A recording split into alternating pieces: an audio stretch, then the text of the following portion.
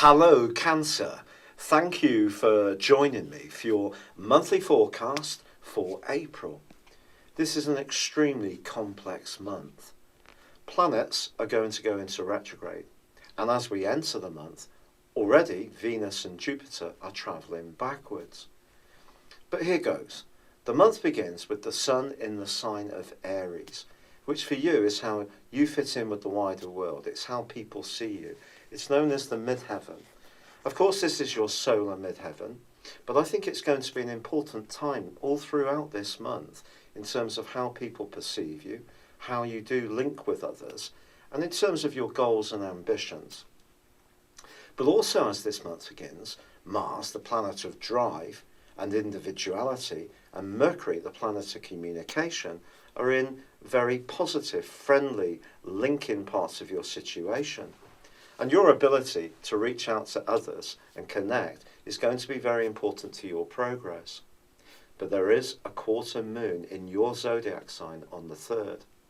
And this suggests that if you're finding it difficult to conform with what's expected of you in a particular situation, perhaps where you're expected to play by the rules, be very orthodox, meet a particular set of rules and regulations, in the following week that could be quite tiresome. But also it could be that someone quite influential is going to challenge you about some of your more individualistic ideas. And you need to be prepared for this because obviously you'll want to persuade them of their value. So doing our research is going to be a very important thing this month. Not least that Saturn, the planet of structure, which is in the sign of Sagittarius, which for you is about work, organisation, energy, fitness, discipline, well, that is going to be going into its own retrograde on the 6th for 5.5 long months. But before then, also on the 3rd, well, Venus steps back into the sign of Pisces. If this rings a bell, it's because she was there before, but because of the retrograde, this brings her now back into the sign of Pisces. But she's going to be in a square, a tense square with Saturn for the rest of the month. This is going to be influencing us all, not just your zodiac sign. So what does it mean for Cancer? Well, Venus and Pisces is a very providential combination. Venus is exalted in this zodiac sign. She likes being there. And of course it's watery, therefore it's another water sign like you. So at some levels, it's very good for you because it's about exploration, it's about getting to the truth of what your relationships are really about. But that angle with Saturn is not to be underestimated for any of us, quite frankly. Now Venus is going to end its retrograde in the middle of this month, and it's actually going to return to the sign of Aries on the 29th. But I just feel care is going to be needed around all sorts of relationships for us all. But for you, I think it's around a tipping point between the obligations or responsibilities that you have in a relationship and the amount of freedom you get. Now, there is that old saying that with freedom comes responsibility. We can't have it all one way. So if something has been a little bit out of kilter, this is a great time this month to readdress this, to get something better. That may be that you've been too giving in a situation which has compromised your space and people have been taking you for granted. Or then again, other people can be asking you questions about your commitment and how much you've been prepared to invest your time and energy. So if something does need revising, this is a good time to do it, because without a revision, it could lead to a terminal end in a relationship. Saturn square Venus can be that serious. I've just got to be honest with you. I'm not being negative. But what's helping you is the fact that Mars is in that friendly location, and Mars is the planet of individuality, of I, but in the sign of Taurus for you, this helps you to withhold that sense of I, but also link with others. Very, very helpful. It's going to be there through to the 20th, so you can really use that to your advantage.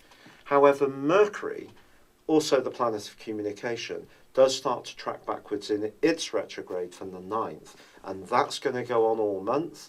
And from the 21st, he's going to rewind back into the sign of Aries, which for you is responsibilities. Now, there is also a full moon which occurs on the 11th, and I think for you, if that outer kilterness is between your home life, your emotional needs, very close family interaction, and your desire to get on in the world, if there is something that's not working there, that is an area that needs looking at too. Finding the right balance is going to be very important. So if you're a bit of a workaholic, think about the people who do provide your support structure to you. Conversely, if you're someone who wants to break back out into the wider world and people have become too dependent on you, then stake your case. You deserve the right to get back into the limelight. So go for it. Now, on the 20th, the sun is going to return to the sign of Taurus, which is fabulous for you. It's going to reinforce, just for one day, while Mars is still there, that sense that there is a connectivity with others. But also, if you have been rather too focused on your work and responsibilities and ambitions and goals, this is a reminder to get back out there and join in, to have some fun, some playtime.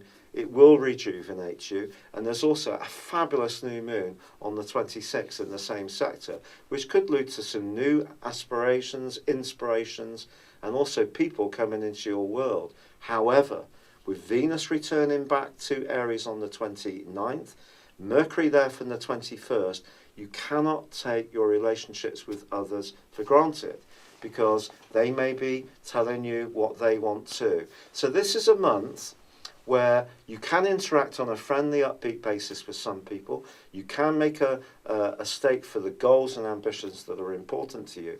But for us all, understanding those undercurrents that are going to come from these retrogrades and how things are going to slow down. Not every one of us is going to get all that we want as quickly as we want. And patience is really going to be an important part of this process, but also a sensitivity to how other people view you, and your reflection to the wider world is going to be an important opportunity for you to develop and understand your motives better and clearer, and then you can frame what you've got to offer in a more effective way where people can appreciate you all the more.